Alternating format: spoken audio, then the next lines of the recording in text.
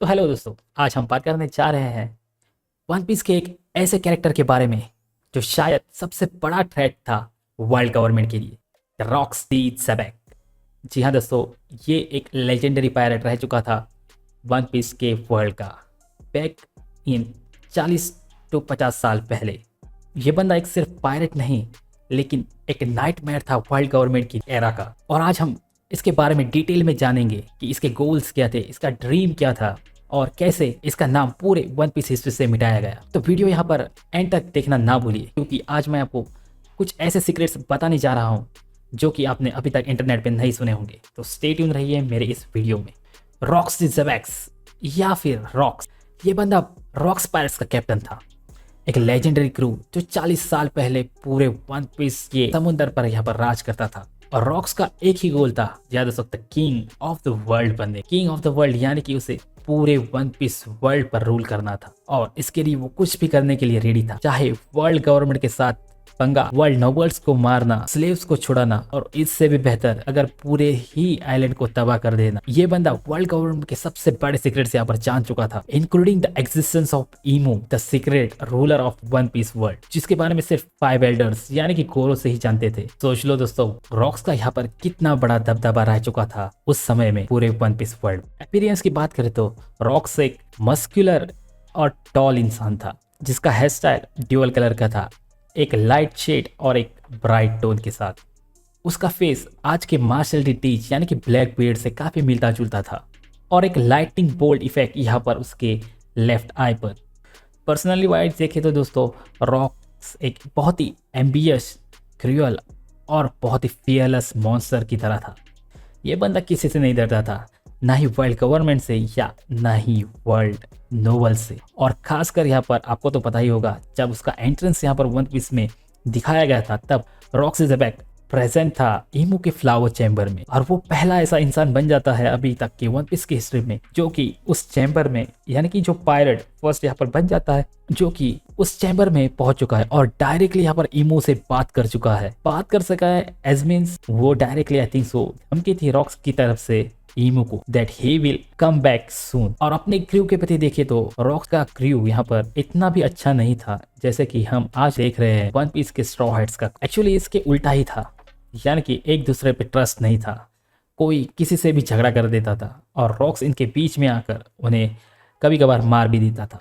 पर इंटरेस्टिंगली ये एक बात यहाँ पर अनोखी थी रॉक्स के बारे में, अगर वो किसी को अपना दोस्त मान लेता था तो उसकी दोस्ती यहाँ पर निभा भी लेता था, जैसे कि किंग हेराल्ड के बाद। अब जब रॉक्स के क्रू के बारे में बात हो ही चुकी है तो उसके क्रू के बारे में थोड़ा डिस्कस कर। जी हाँ दोस्तों, रॉक्स एक अकेला बंदा था जो मैरिज वर्स में यहाँ पर बहुत ही आतंक मचा के आया। उसके बाद उसने डेवी बैक फाइट्स में अपना क्रू जीत लिया for the first time. Rocks यहाँ पर डेवी बैक फाइट्स का चैंपियंस रह चुका था, तो उसने यहाँ पर व्हाइट बियर, टूटसी, शीकी, बिग मॉम जैसे बहुत ही बड़े बड़े मॉन्स्टर्स को यहाँ पर अपने अंदर किया था डेवी बैक फाइट के द्वारा। लेकिन रॉक्स का क्रू यहाँ पर, जिसे कि हम कह सकते हैं कि अनट्रस्टवर्दी था, यानी कि आज के हम स्ट्रॉ हैट्स को उठा लो तो वो एक दूसरे पे बहुत ही भरोसा करते हैं, लेकिन रॉक्स का प्राइड इसके बहुत ही उल्टा था। किसी को किसी की पड़ी नहीं थी, जो जैसा चाहता वो वैसा करता। लेकिन जब रॉक्स उन्हें कुछ कहने को चाहता, तब रॉक्स अगर ऐसा नोटिस करता कि कोई उसकी बात नहीं मान रहा तो वो उसके साथ फाइट भी कर लेता। तो देखा जाए तो रॉक्स और रॉक्स क्रू के बीच में कोई भी ट्रस्ट नहीं था। अब बात करते हैं दोस्तों रॉक्स के एनिमीज के बारे में कि कौन कौन से एनिमीज थे रॉक्स के यहाँ पर सबसे बड़े एनिमीज थे वर्ल्ड गवर्नमेंट और वर्ल्ड नोबल्स। हाँ दोस्तों, क्योंकि कोई पायरेट उसके मुकाबले का ही नहीं था जब रॉक्स पूरे वन पीस के समुद्र पर राज करता था। और जी हाँ दोस्तों, रॉक्स ने एक बार भी ऐसा नहीं सोचा कि अगर वो वर्ल्ड गवर्नमेंट पे अटैक कर दे तो उसका अंजाम क्या होगा। उसने डायरेक्टली यहाँ पर मैरिज वर्स में अटैक कर 5 किंग्स और एक एडमिरल का यहाँ पर खून कर दिया था। जी हाँ दोस्तों, उसके बाद रॉक्स डायरेक्टली ईमू के चैम्बर में यानी कि फ्लावर रूम में पहुंचा था। रॉक्स ने यहाँ पर जो सप्लाई फूड के शिप्स होते हैं उन्हें भी यहाँ पर हाईजैक कर लिया था। रॉक्स का अपीयरेंस ही हमको इतना खतरनाक दिखाया गया है ओड़ा के दौरे, जिससे वन पीस लवर्स में गूज़बम्प्स आ चुके हैं। और जी हाँ दोस्तों, रॉक्स का खाली एक ही फ्रेंड था एज पर मांगा जो हमको अभी तक दिखाया गया है, जो कि था एल्बाफ का किंग हेराल्ड। जी हाँ दोस्तों, इनकी फर्स्ट मीटिंग हुई थी मैरिज वर्स में, जब रॉक्स मरीन एडमिरल का यहाँ पर खून करके भाग रहा था, तब उनकी एक छोटी सी फाइट हमको दिखाई गई है। जब इन दोनों के बीच यहाँ पर हॉकी का क्लैश होता है, तब पूरा मैरीजुआस में यहाँ पर 5 किलोमीटर के रेडियस का सब तबाह हो जाता है और इसके बीच ही उन दोनों की दोस्ती हो जाती है। तब से रॉक्स यहाँ पर दोस्त बन जाता है एल्बाफ के किंग हेरल्ड का। और इसी तरह हम अगर बात करें रॉक्स की एबिलिटीज के बारे में, रॉक्स यहाँ पर एक मॉन्स्टर था जिसने की मरीन एडमिरल का यहाँ पर खून कर दिया था, जिससे कि उस पर बहुत ही बड़ा मैसिव यहाँ पर बाउंटी लगा दिया था वर्ल्ड गवर्नमेंट ने। रॉक्स ने सिंगल हैंडली यहाँ पर गेट ऑफ जस्टिस का गेट भी यहाँ पर तबाह कर दिया था। और जैसा कि आप लोगों को पता है कि मांगा में हमें ये भी बताया गया कि रॉक बहुत ही ऊंचे दर्जे का यहाँ पर स्पोर्ट्समैन भी था, जो कि अपने सुप्रीम किंग हाकी को इन्फ्यूज करता था अपनी ब्लेड में, जिससे कि वो माउंटेन्स तक यहाँ पर कट कर देता था अपनी स्वॉर्ड से।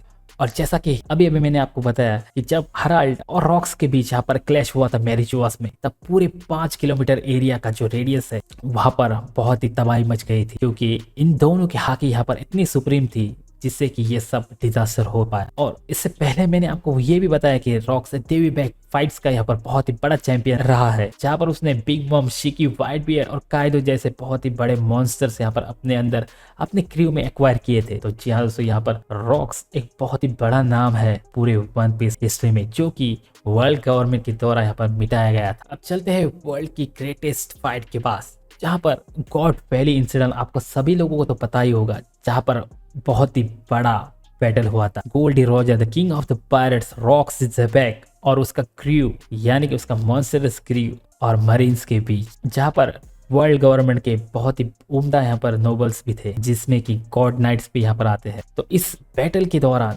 गार्प और रॉजर ने अलायंस बनाकर रॉक्स ज़ेबेक पायरेट्स का यहाँ पर डिफीट किया था। तो सोचो दोस्तों, रॉक कितना पावरफुल होगा, जहाँ पर रॉजर और गार्प को अलायंस बनाकर अपनी पूरी ताकत से उससे लड़ना पड़ा, तब यहाँ पर डिफीट हुई रॉक्स ज़ेबेक, और जिसका आप सभी को इतनी देर से इंतजार था।